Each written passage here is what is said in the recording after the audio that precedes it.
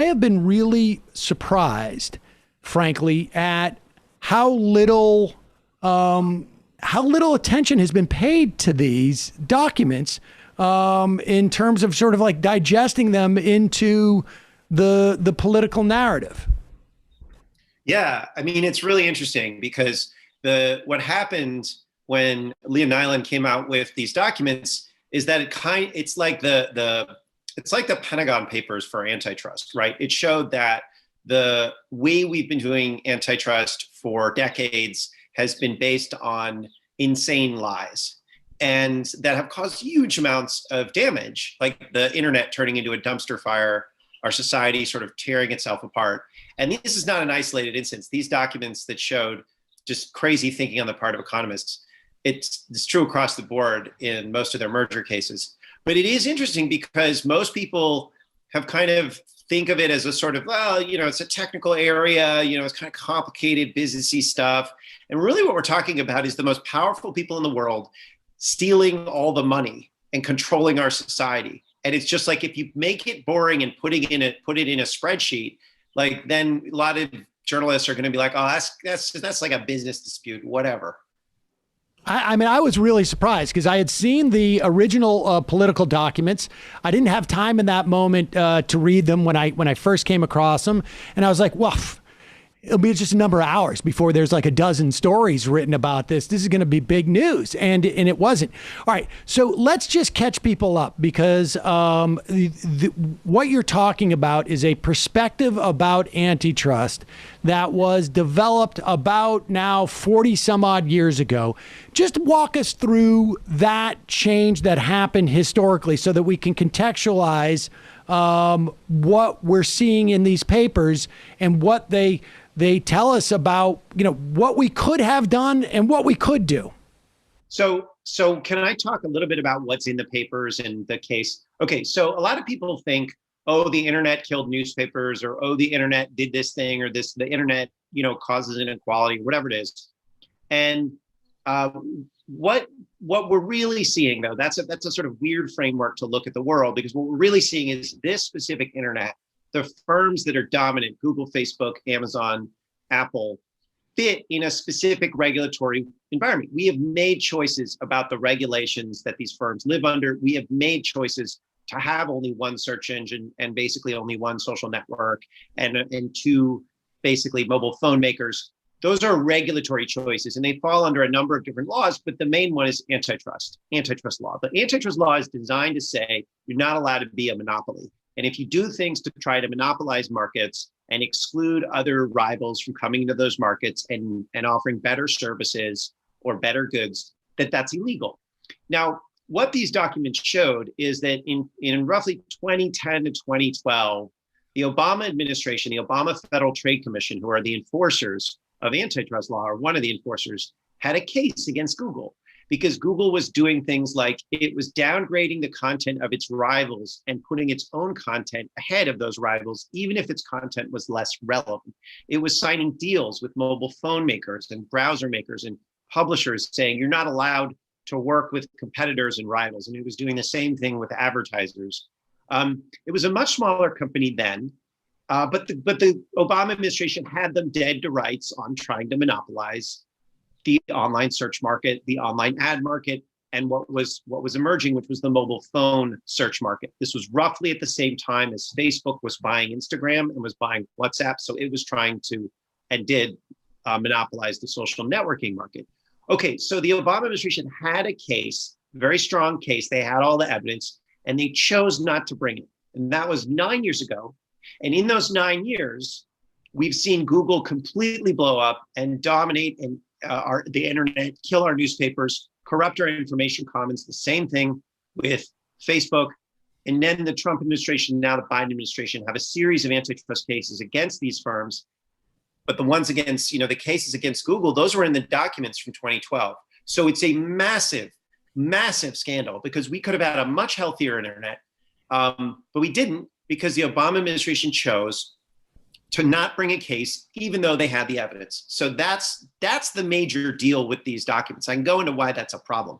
But to answer your other question, about sort of why they did this. Let me just comment on this, because this is and it is both a huge scandal, but what I think it does too, and you brought this out in saying that these were choices that were made, is it really does illustrate. Because sometimes it's very hard to sort of like imagine a counterfactual, a parallel universe where if a decision was made differently in 2012, that we could be living in a very different environment, not just online, but as you say, with local newspapers. And we're going to go through how all that fits together. But people really should keep into their forefront. Like, these are choices that we could have made differently. And really, I think what is clear, too, from what you've written and what these documents show, should have made differently. This isn't just sort of one of those things that, like, well, hindsight is 2020. There was foresight here, and it was really just a question of, like, a dominant perspective that overwhelmed really what was factual evidence. And so let's go back to talk about that perspective that ended up dominating here. And it's really almost like, on some level, it is a fundamental worldview that made it impossible to see 2 + 2 = 4, because they were just like, well, that part of that calculation is irrelevant. And so explain how we got to that point in 2012. Yeah. So let me start with the stakes. Okay.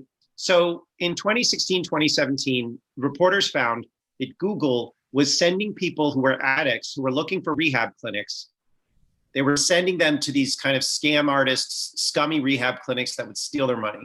And then weren't sending them to the most relevant to the rehab clinics they were looking for, but to con artists who were manipulating the Google search algorithm or buying Google marketing services.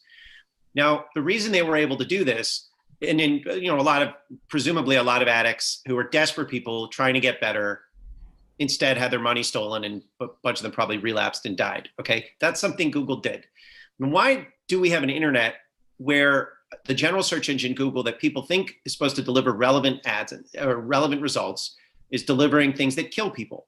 And the answer is because Google specifically killed the specialized search engines like Yelp or TripAdvisor, that those are the ones that people know, that would be able to find relevant information on things like health. They specifically went after specialized search engines because they saw those as a threat to their overall business model. And, a few of them are still hanging on, but there wasn't a health-related vertical search engine that was any good, because you couldn't survive in a market where Google was killing all the specialized search engines. And then Google, you can't really organize the world's information. And if you do, you're going to give people bad results, which was what Google does and was doing. So the stakes are really high. This isn't like Google's a good search engine. This is Google is killing people because they monopolize the market.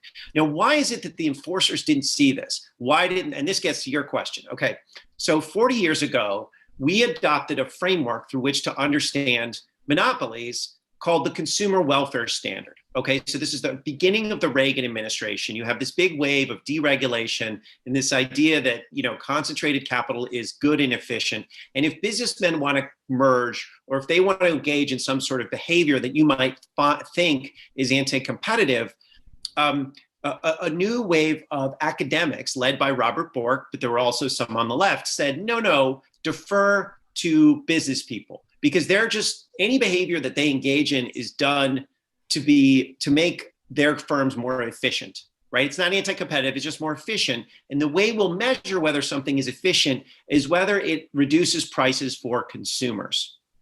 This was known as the Consumer Welfare Standard. And it changed the way we did anti-monopoly policy. We used to say, okay, if there's a big firm and there's a few rivals in the market, then there's some competition there, but we're worried about power in the market. And what Robert Bork said is, you don't have to care about power. You don't have to care about bigness. If it's just one big firm and there are low prices, that's good. That's efficient, right? So they took power out of the equation. Okay, you fast forward and you have a firm like Google or Facebook. What do? Well, they offer their tools not just for low prices, but for free to consumers. I mean, you had Walmart, right? Everyday low prices, really big, really powerful. And the only reason that firm was able to do what it does is because it was low consumer prices. But then you got these firms that don't even have monetary prices for consumers. And so enforcers looked at Google and Facebook, and in 2012, they were looking at Google and they were saying, well, I know they're monopolizing. I know they're putting their content ahead of rivals, even though the rival content is better. I know they're signing these exclusive deals with, all of these partners to exclude rivals, but, consumers are still getting free stuff. So that's, good according to consumer welfare standard. And that's the main reason. And this was really led by the economists, but that's the main reason, the ideological reason that they didn't bring a case. And then you now have these huge, huge concentrations of power. And they will still tell you, look, we're free. Look at all these awesome services we're delivering for free. Like Facebook will say that too. And so now there's a big fight over the meaning of antitrust laws because we're trying to say, no, actually, this is about power. It's about private power and control of our society, not just whether they're low short-term consumer prices. I mean, in some ways, you can find an analog in the way that we calculate whether, let's say, the EPA should regulate, a certain amount of emission. Those who will say efficiency will say, well, you need to find out how much it's going to cost the company. And that's the way you determine. But that doesn't tell you whether it causes people cancer. That doesn't tell you whether it has downstream effects from just the cost of the company. And so the alternate standard that we had was, like you say, about power, but it dealt with like the nature of our society. It dealt with both competition that may be there. It may deal with like the quality of products, broadly speaking, but it also had to do with power in non sort of commercial contexts as well.